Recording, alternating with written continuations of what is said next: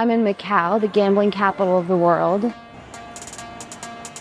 I'm here because the NBA is returning to China. For the last 6 years, there haven't been any NBA games here.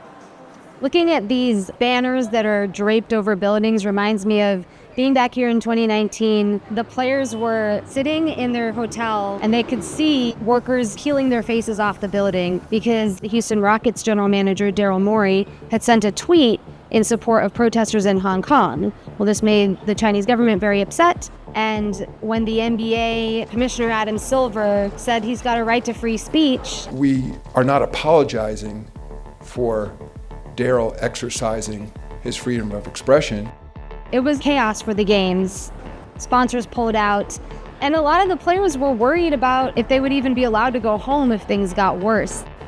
So when you ask anybody with the league, how did these games come back to China? The name that they mention is Patrick Dumont. He's a top executive with the Sands Casino and owner of the Dallas Mavericks. In 2021, the government was renegotiating what's called concessions with the casinos here in Macau. In those concession agreements, the government required that the casinos spend a certain amount on non-gaming activities like entertainment, like sports. They wanted to bring Macau's reputation away from gambling and towards these other tourism activities.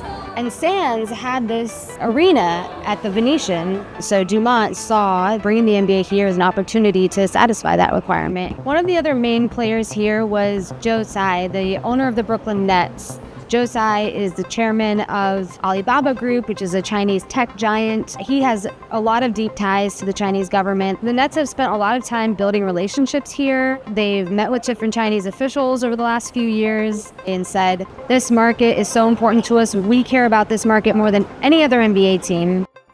There's a tremendous amount at stake for these teams because a lot of money rests on this market. There are a lot of basketball fans here, and the league has been working on cultivating them for decades.